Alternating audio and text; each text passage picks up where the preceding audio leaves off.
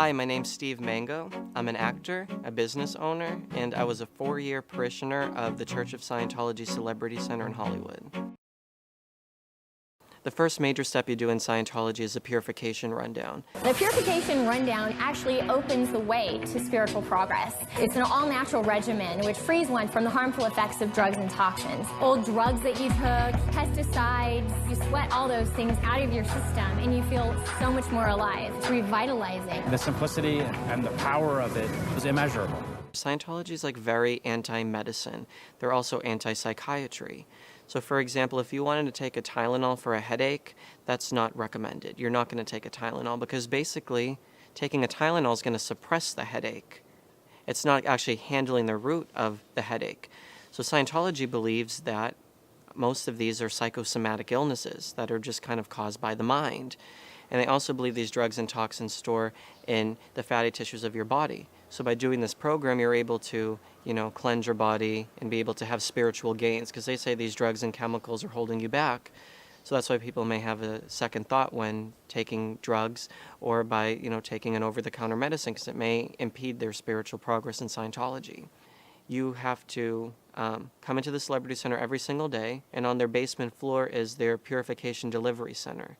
They have 2 or I guess 3 women in charge of the purification program. Now, they're not medical professionals, they're just staff members who are trained under L. Ron Hubbard in his principles on this type of drug detox. So you take basically a whole mega dose of vitamins, all different types of vitamins, and you also take niacin. Now, at the end of the program, you're taking upwards of 5,000 milligrams of niacin, so you're taking a really toxic dose of niacin. You drink a calcium magnesium drink, and then you go and you exercise for 30 minutes. And it's supposed to, get all the niacin and everything running in your system, get your blood flowing. You change into your bathing suit and you go into the sauna. Now, you go into the sauna for 4.5 hours a day. This isn't just, a quick, easy, spa-like sauna that you're going in. You're really going in there trying to get rid of these drugs and toxins out of your body. One thing I remember that you had terrible allergies, and your nose would run constantly, and there was throat clearing all night, which would keep me up at night, and there were mounds and mounds. It reminded me of my maternal grandmother, who always slept with a box of tissues, and this pile of tissues would grow throughout the night with the multiplying of the clear mucus from your nose and mucous membranes from allergies. And I said, well, take a Benadryl, for God's sakes. Oh, no, I can't take a Benadryl. It's a drug, and it's terrible, and I can't take a Benadryl. And the amount of suffering that you were going through when all you had to do was take a Benadryl, and it wasn't as if I'm pushing crack on you or crystal meth.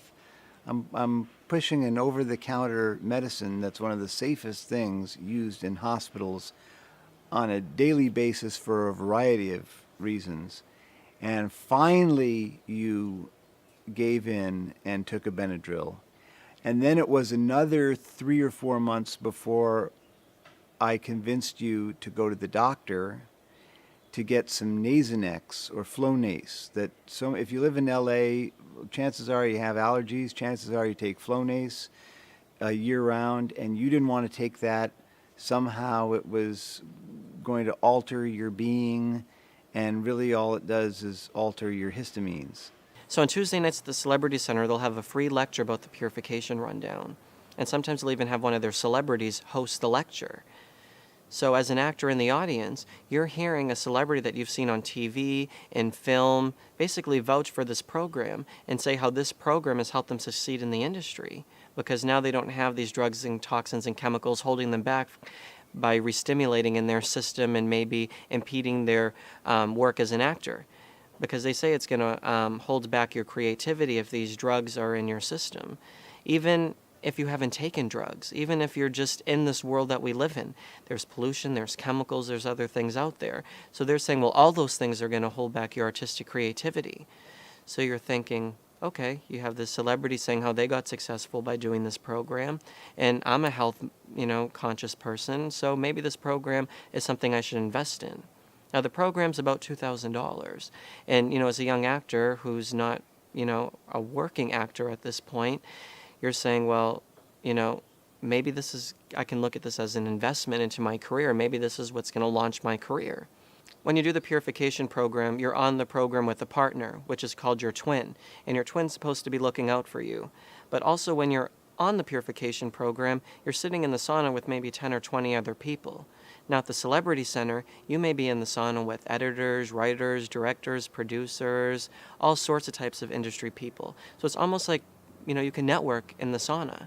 So while I was on the sauna my second time, I was in the sauna with someone who was on the show True Blood.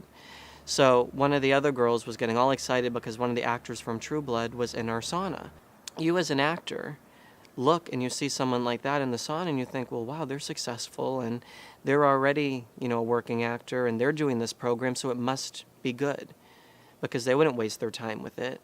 And I've met just a various number of other actors who were, working actors and who are on this program.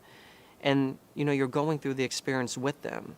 So you really bond with these people and you really connect with them and you really feel like you're on a mission. Like when I was on the Purif, I felt like I was really going to become spiritually free and I was on this journey and I was going to help forward the aims of Scientology. And you have other people who are all encouraging that. There's other people there to support you. And even though you're going through these horrible, sometimes experiences in the sauna like I was, you have other people there that you went through it with. So even though necessarily it might not have been the greatest experience, you still try to give it hope and continue on because there's other nice people there. And there's other people who, understand what you're going through. And they're encouraging you, saying, oh, just give it a little bit more of a shot.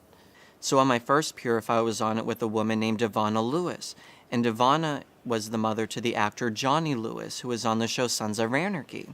So I was friendly with Ivana, and we would talk in the sauna about her son and how different Scientology courses helped him to accelerate his career, access a range of emotions, and how I should maybe sign up for some of these different courses. She's like, look, I will do anything to make someone famous with my connections, so then therefore they can go and disseminate Scientology on a grand scale. So she gave me a referral to a talent manager. Now the crazy thing is her son ended up killing an older woman. He jumped off a roof and he killed himself. A 28-year-old actor from the TV show Sons of Anarchy brutally killed his elderly landlady Wednesday. Then, as he tried to run away, he fell, possibly from the roof, to his death. He was obviously troubled and he had mental illness. And in Scientology, you're not seeking help for your mental illness outside of the church. You're going to receive more Scientology services. So that's the problem. They control you to such a level where you feel like, you can't seek outside help. You have to just try to make it work with Scientology. And it's really sad that, her own son had to, tragically die like that and kill someone. It's crazy. When I was on the Purif, I was told that Whitney Houston was supposed to be coming in to receive auditing. Now, sadly, she passed on before she was actually able to receive any services from Scientology. But basically, I was told that they had a comm line, which is a communication line to Whitney Houston, and they were really working on her. They were trying to handle her objections to Scientology and show her that Scientology was going to be a solution to her problems. We all know that Whitney Houston had struggles with drugs and alcohol, and she had other personal issues going on in her life. And Scientology was offering her a helping hand and telling her, look, if you come into the Celebrity Center, we are a safe haven for artists, and we can help deliver what's called auditing, and we can help you with these problems. Now, she passed on, and she wasn't able to go into Scientology, but they were really working on trying to get her to come into the Celebrity Center, but it never actually ended up happening.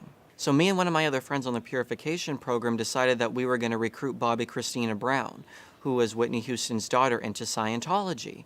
Now, there are all these media reports out there that Bobby Christina was abusing drugs, and we thought, wow, this program is going to be amazing for her, but we're also going to be able to get Scientology out there on a grand scale.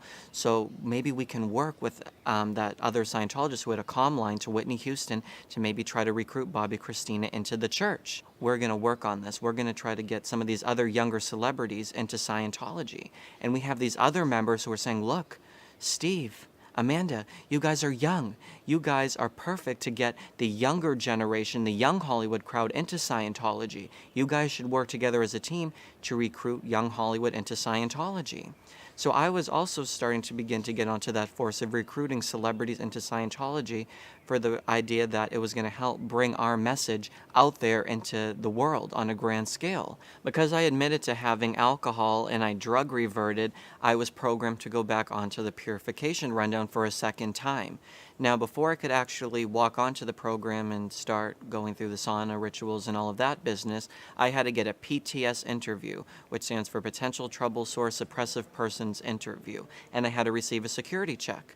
Now, I'll talk a little bit later on the video what a potential trouble source and what a suppressive person actually is. So they're asking me, you know, like, what evil intentions do you have against Scientology? Who do you know that's antagonistic to Scientology? Do you have any government security clearance? Has any of your family or friends gone to the press about Scientology? And they start asking you all these really like out there, like super crazy questions. L. Ron Hubbard was paranoid. And you as a member of Scientology have to undergo these constant checks on the e-meter to see if you're still a loyal, devoted member.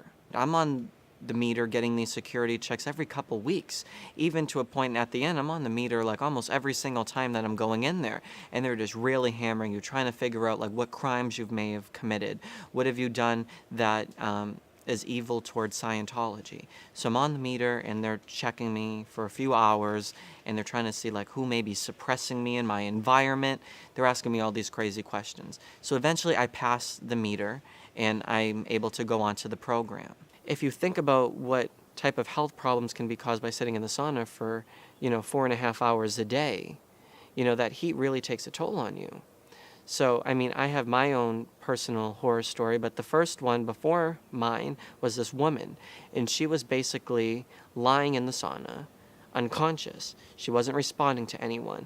She was just lying there in what seemed like pain and agony, and she was totally out. So afterwards, we find out she was kind of laughing about it, but she was saying, she was running out anesthesia out of her body. So that anesthesia re-stimulated, and now she was in the anesthesia experience, and she was completely passed out, and she was experiencing the effects again. Okay, depending on what you believe, if you believe in the Scientology idea that you're running out drugs, that's one thing. But if you're looking at it from a medical standpoint of what this program requires, and the vitamins, and the heat, and the running, not everyone's cut out for this program. And, you don't see a real doctor. I mean, you do, but you see a Scientology doctor. So who signs off on the program beforehand. You can't go to your own doctor because they may advise you not to do the program because of how taxing it is on your body. So, there's not any medical professionals on site at this point. It's just, you just do whatever L. Ron Hubbard prescribes in this sort of case. And there's the book and it tells you what to do. So in my experience, and what happened to me was I start feeling kind of strange. And it's about like at like hour 3 in the sauna. So all of a sudden, I have my cup of water and I throw it up in the air. And I'm saying, it's raining in the sauna. But obviously it's not raining in the sauna. And I knew that, but I kind of didn't. I just was starting to act weird. And I'm not that type of person to try to make a show. But I start talking and very overly expressing myself, which isn't really like me. So then I try to get out of the sauna and I start stumbling and I can't walk, like I can't use my legs. And I start slurring and I just kind of like go and collapse into one of the chairs. So one of the other public Scientologists who's on the program goes up to get the purification in charge. So the woman comes downstairs and she looks at me and she just goes, Stevie, it looks like you're having so much fun. And in her mind, she thinks that I'm running out the drug and I'm having fun because I'm running alcohol out of my system. So I'm actually having fun. But really, I'm basically almost scared for my life at this point because I'm not sure what's going on with me. I'm dehydrated. I probably had some sort of a heat stroke thing going on. It was, I couldn't even walk. I can't talk. I'm just totally just lying there and I'm not responding to them. And it's scary when you're inside your body and you're like, why aren't you talking? So they get one of the other girls to take me into the shower, put cold water on me, and she escorted me back into the sauna while I'm still in this state of delusion and craziness. And I was instructed to go back into the sauna instead of resting. Because by being in the sauna, they say that I'm going to sweat out more of the drug and therefore my body will be clean of it and I'll feel sparkly better at the end. Well, really, I was just getting more dehydrated and more delusional. I just felt like I was being tortured by being in that sauna. I'm just like, get me out of here.